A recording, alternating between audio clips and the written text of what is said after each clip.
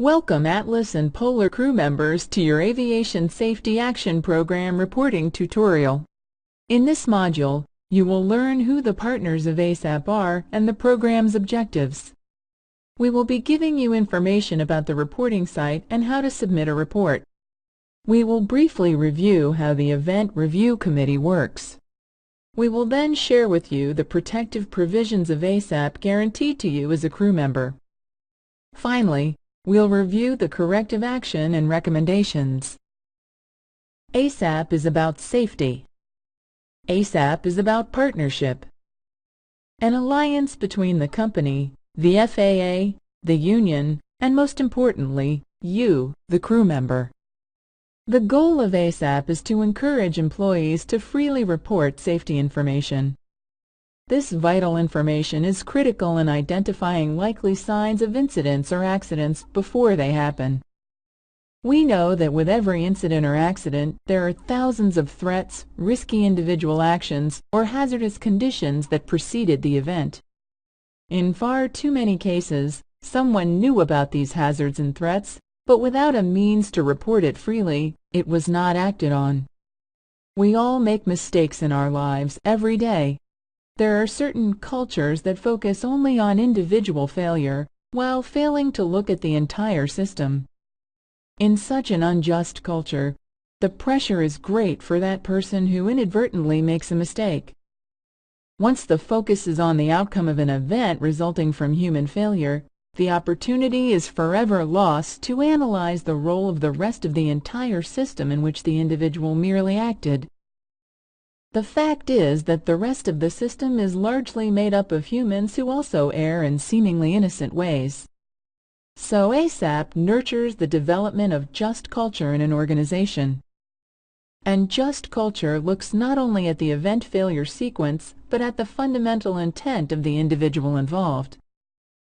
A just culture must provide the tools for the collection, analysis, and retention of data that otherwise may be unobtainable.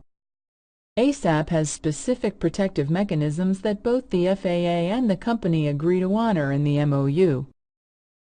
We want you, the crew member, to always trust that you can report potential safety hazards without discipline or punishment consequences. Information that is received in this manner would probably never surface outside of the protective umbrella of ASAP.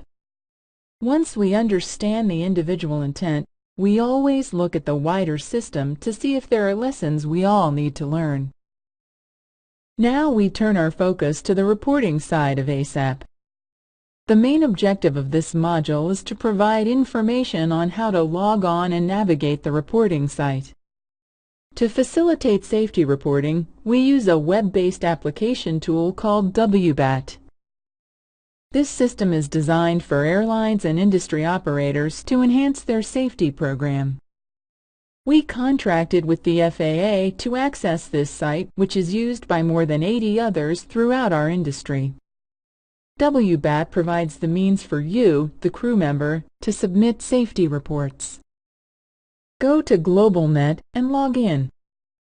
To access the WBAT reporting site, navigate to the Crew Corner.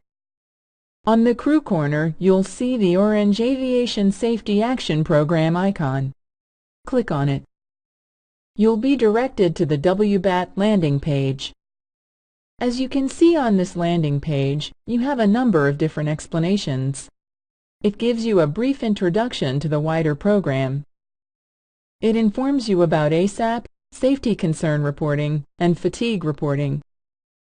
On the left-hand side in the blue box, you'll notice that this site will soon be used for all employees to report safety concerns. For the purpose of this module, we'll review only the ASAP reporting process for you, the flight crew member. So in the left-hand menu, select Flight Crew. The Flight Crew Safety Reporting page will display. To add a new ASAP report, you will select Add a new ASAP report. The first time you log in, you need to update your information. This must be done once and will not degrade the de-identification for ERC reporting purposes. The program does not make you anonymous.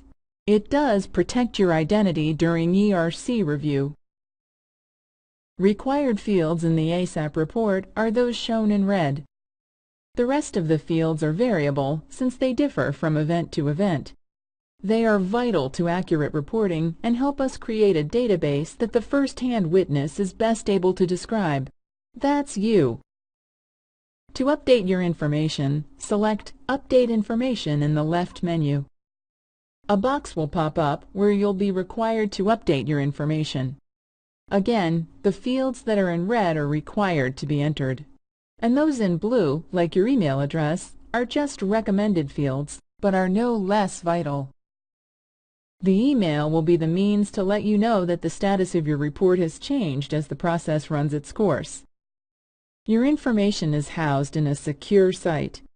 If you choose to automatically send a NASA report, it is critical that this data be complete, just as if you did it on the NASA site directly. Only the ASAP manager will be able to access your contact information, either for clarification or to communicate to you via email for follow-up. Once your contact information is updated, you'll be redirected to the reporting site. Every time you enter the reporting site, you'll be prompted to check the update box, "I've reviewed my employee information." This is a control mechanism that ensures we have the most current contact information. The only options in the first box you must enter are the time and date when the event occurred. You must also indicate in the 3 boxes below, if this report is not appropriate for ASAP, can we forward it to normal incident reporting? It may be the case that the event requires only a safety report, so we have the option to make a determination based on the details of the case. For example, a pilot may report a ground ops safety issue. This doesn't really end up being part of ASAP, but is more relevant to ground operations corrective concerns. In this scenario, the ground ops incident is clearly not a pilot ASAP report.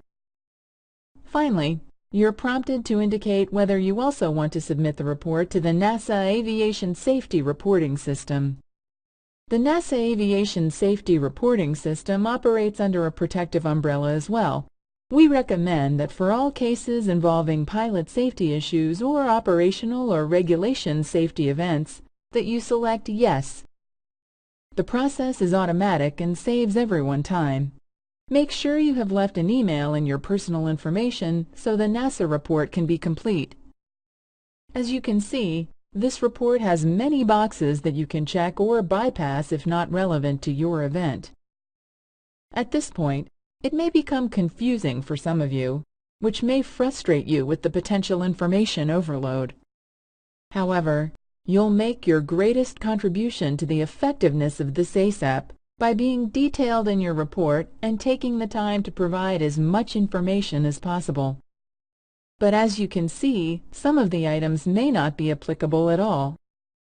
The judgment call is yours which of these variables apply to your report, but with the understanding that these items help us to build a database behind the scenes so that we're able to pull up different safety events, let's say at a particular airport, where we may be looking at some kind of failure, or maybe the altitude or TCAS issue at a certain area.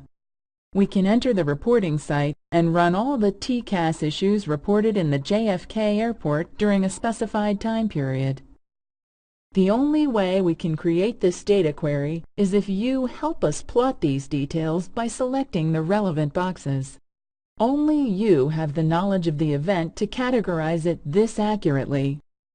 Near the bottom of the screen, you'll find a box to detail the report narrative. Detail the incident with as much information as possible.